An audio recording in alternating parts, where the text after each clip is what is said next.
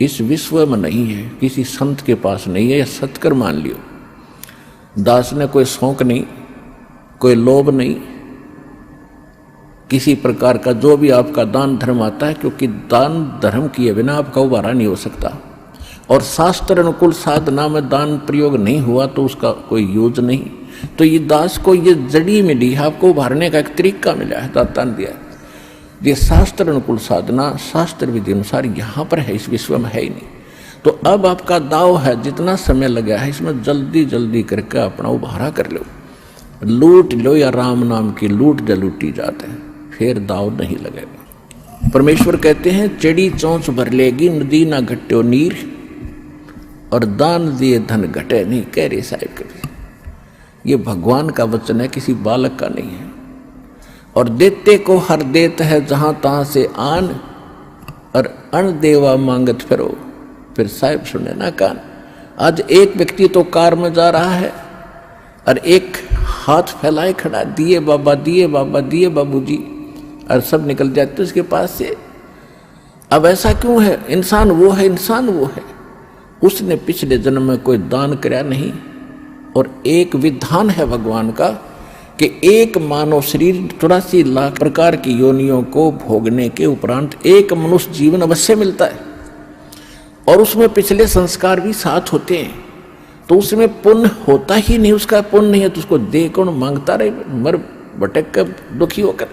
तो यहाँ कहते हैं देते को हर देत, परमात्मा जिसने दान किया उसी को देता है। और जहां तहां से आन, चाहे कोई भी कारण बनावे, और अण देवा जिसने कभी दान किया नहीं, मांगत फिर साहिब सुने नहीं कान। तो यहां जो दान आप करते हो, एक का 1000 आपको बेनिफिट होगा, 1000 गुना समझ लो, ये सत्कर मान लेना।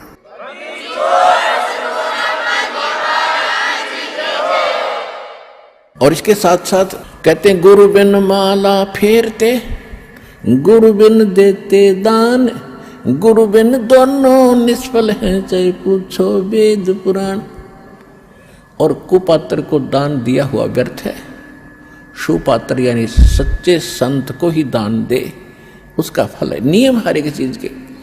अब कई भक्त कहते हैं कि हमें कह रहा था कि आपके गुरुजी तो अन्य किसी की हेल्प करने को मना करते नहीं। हेल्प करने का स्थान होता है, जैसे फल डागी की तरह, या सूखा पड़ गया, कोई एक्सीडेंट दुर्घटना होगी, वहां मदद करो। जैसे किसी भिखारी को दान नहीं देना।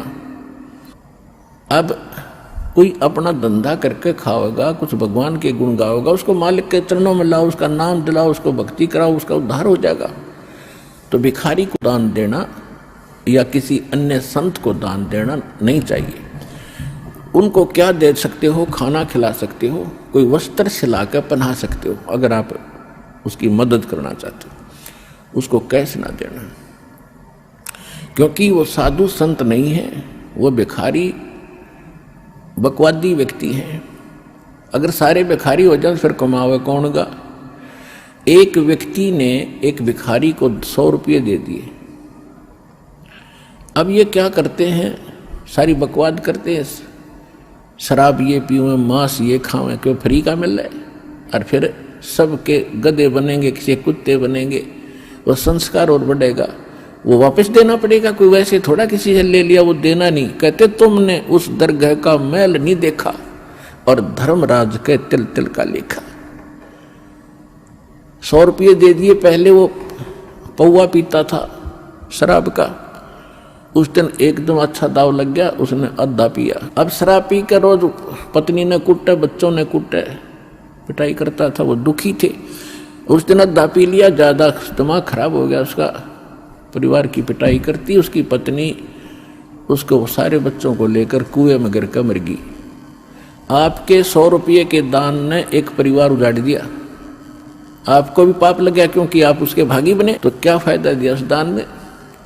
गुरु बिन माला फेरते, गुरु बिन देते दान, गुरु बिन दोनों निष्फल हैं, चाहे पूछो वेद पुराण। अब जैसे द्रौपदी ने एक अंधे महात्मा को एक कपड़ा दिया था 9 इंच बाई 3 फुट 4 फुट,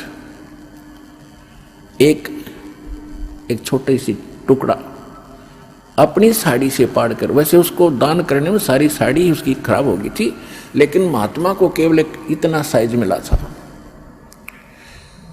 और वो स्वयं परमात्मा थे, क्योंकि ये अपनी आत्मा के साथ फिरते हैं और पहले आने वाले किसी संकट से बचाने के लिए पहले लीला करते हैं। भले उन्होंने नाम नहीं ले रखा था, फिर भी दान जो सुपात्र को दे दिया जाता है, कोई अच्छे साधु संत को, उसका भी फल मिलता है। लेकिन मोक्ष नहीं हो